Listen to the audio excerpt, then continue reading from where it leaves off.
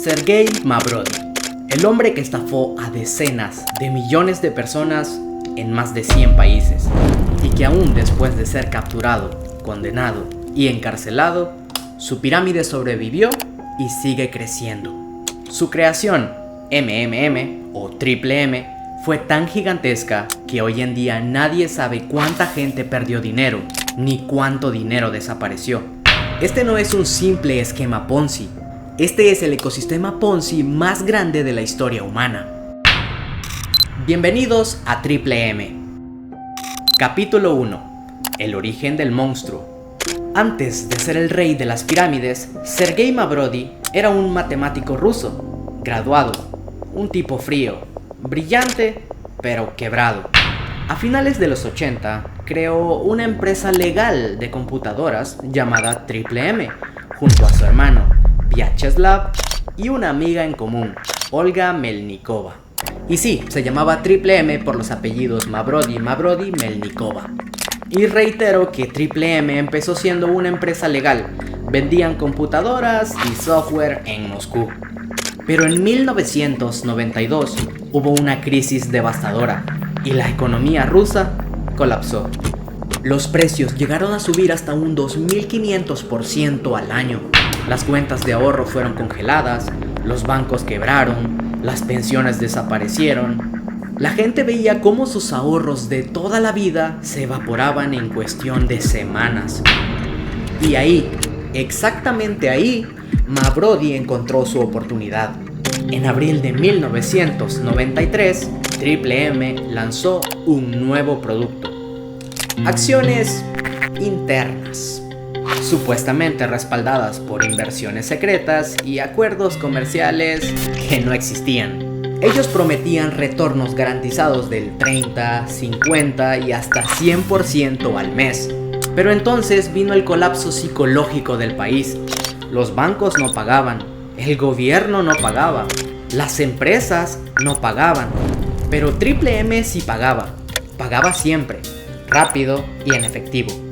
Al principio eran decenas de inversionistas, luego fueron cientos, después fueron miles de personas entrando cada semana. Pero el crecimiento real empezó cuando Triple M hizo algo que ninguna pirámide había hecho antes en la historia. Compró espacios de televisión nacional en horarios de máxima audiencia. Básicamente un anuncio de ellos salía cada 10 minutos en televisión nacional. El protagonista, Lenia Golubkov, un trabajador ruso común, diciendo frases como: "Todavía no soy un inversor, pero pronto lo seré". Ese comercial se volvió viral antes de que siquiera existiera la palabra viral. Para mediados de 1993, Triple M tenía cientos de miles de personas comprando sus acciones. Y para finales de ese mismo año, la cifra subió a más de 1 millón. La gente empezó a vender casas, carros, joyas, terrenos. Todos querían liquidez para meterlo en Triple M. Los expertos dicen que el marketing emocional de la época fue tan poderoso que 1 de cada 8 familias rusas tuvo algún tipo de participación en Triple M. Y así, en 1994, apenas un año después de haber comenzado con este Ponzi masivo, entre 5 y 10 millones de rusos invertían en Triple M. Y no porque fueran ingenuos, sino porque Rusia estaba tan destruida que Triple M ofrecía la única esperanza de multiplicar el dinero que el sistema ya les había quitado. Y desde aquí en adelante, Triple M funcionó como un Ponzi puro. Dinero nuevo pagaba a los inversionistas antiguos. Simplemente eso, nada más. Capítulo 2. Rusia 1994. La primera caída. En 1994, Triple M estaba pagándole a los primeros participantes hasta 1000% de retorno en un año. Muchas personas y familias se endeudaron simplemente para entrar antes de que subiera más. El actor del comercial de Triple M, Lenia Golubkov, ya se había convertido en una celebridad instantánea. Triple M pagaba, siempre pagaba, eso hasta que dejó de poder pagar. Primero llegaron las señales de alerta, retrasos en los pagos, excusas técnicas, mantenimientos que nunca terminaban. Miles de personas esperaban en cola por horas. Otras recibían pequeñas sumas para calmar el rumor y fomentar nuevas entradas. Eso es clásico. Cuando un Ponzi empieza a fallar, prueba a mantener la ilusión con pagos parciales mientras busca liquidez fresca. Y ahí la prensa comenzó a olfatearlo. Reportajes mostraron anónimos desesperados, familias endeudadas, ancianos que habían puesto sus pensiones. Las primeras denuncias llegaron a las autoridades financieras y a la Duma. Los bancos, que recibían grandes volúmenes de transferencias sospechosas hacia y desde cuentas vinculadas a Triple M, empezaron a poner atención y avisaron a los reguladores. El Parlamento ruso abrió investigaciones. Funcionarios exigieron documentación, registros de operaciones y pruebas de respaldo real para los pagos garantizados que Triple M prometía.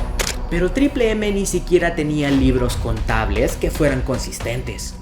Lo que tenían era un sistema opaco de entradas y salidas, cajas en efectivo y cuentas en nombres de terceros. Al mismo tiempo, hubo denuncias de presión política. Algunos representantes temían que un cierre abrupto provocara disturbios masivos, porque para este punto, millones de personas dependían psicológicamente de estos pagos. La tensión escaló hasta que el Estado decidió actuar. En julio de 1994, autoridades financieras y fuerzas de seguridad coordinaron un operativo para clausurar oficinas y requisar documentación. Ese fue el momento en que la ilusión se rompió en público. Oficinas cerradas de golpe, empleados desorientados, clientes desesperados intentando arrancar información y recuperar lo poco que podían. Las calles ardieron en protestas. La gente rompía sus papeles de inversión. Algunos lloraban y otros hasta amenazaban. Y ese cierre masivo fue la luz roja final, con las pruebas físicas en manos del Estado, contratos fraudulentos, registros bancarios irregulares, evidencia de pagos a cuentas off-book. Los fiscales no tuvieron que inventar el caso, era demasiado evidente. El 4 de agosto de 1994 detuvieron a Sergei Mavrodi. La orden de arresto se fundamentó en cargos por fraude masivo y operaciones financieras ilegales. Montar un esquema cuyo único combustible era el aporte constante de nuevos depositantes y usar ese dinero para pagos aparentes, propaganda y enriquecimiento sin respaldo económico real. Básicamente un Ponzi masivo. Capítulo 3. Sergei Mavrodi, el hombre que no se podía detener. En prisión, Mavrodi no mostró arrepentimiento, no pidió perdón y no mostró debilidad. Salió en 1997 y Rusia lo recibió como un villano convertido en ídolo. Después de salir de la cárcel, se lanzó a la política solamente para obtener una inmunidad parlamentaria. Pero lo más absurdo de todo es que lo logró. Con esa inmunidad evitó arrestos mientras seguía intentando revivir Triple M. Finalmente, la inmunidad terminó. En 2003 fue capturado nuevamente. Fue condenado a 4 años y medio por fraude masivo. Pero el verdadero renacimiento de Triple M viene después.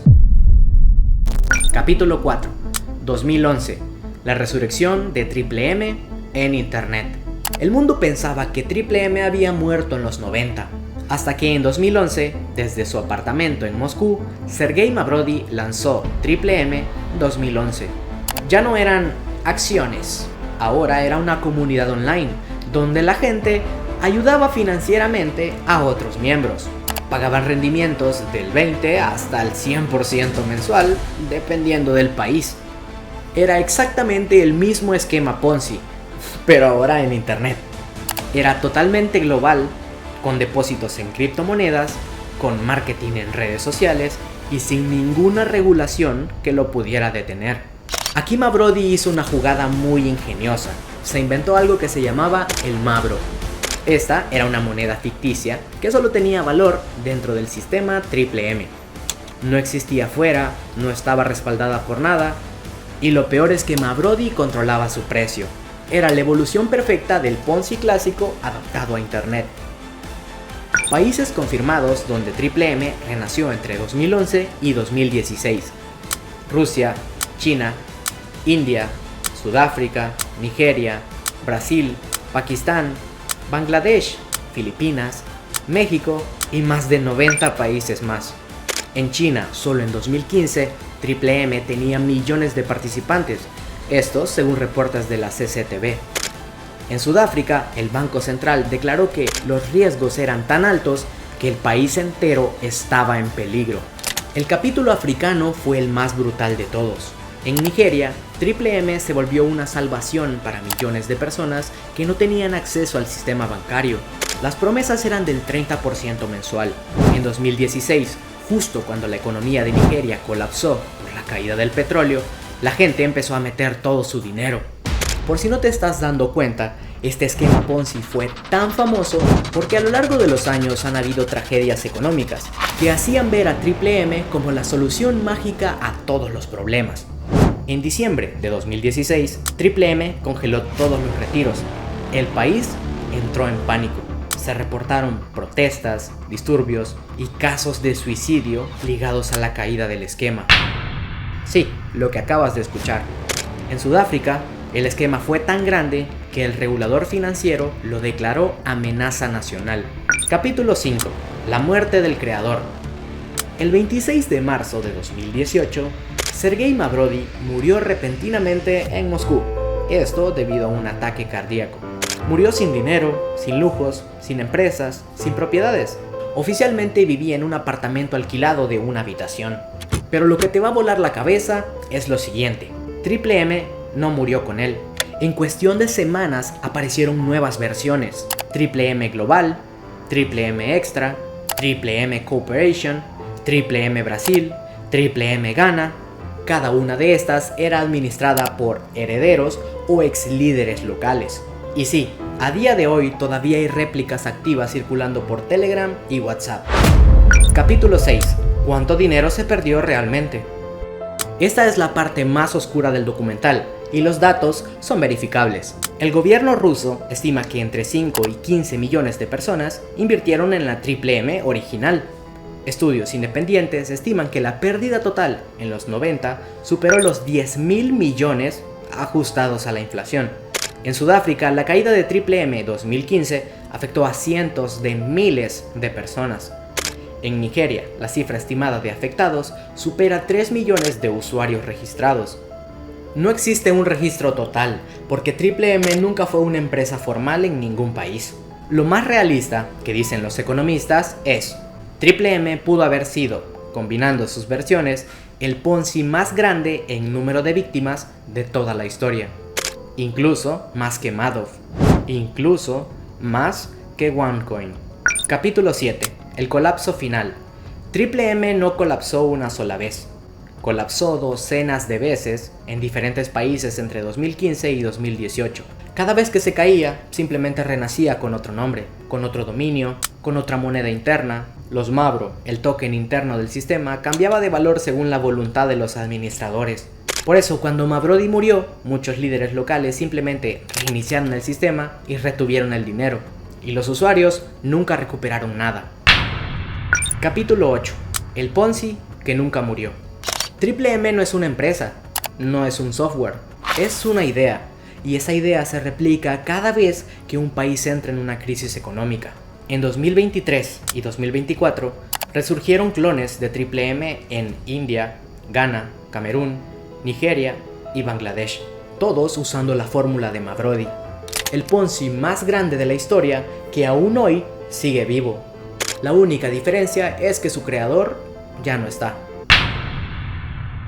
Si el video te gustó, te pido que me dejes un like para que el algoritmo me trate bien y así poder llegar a más personas.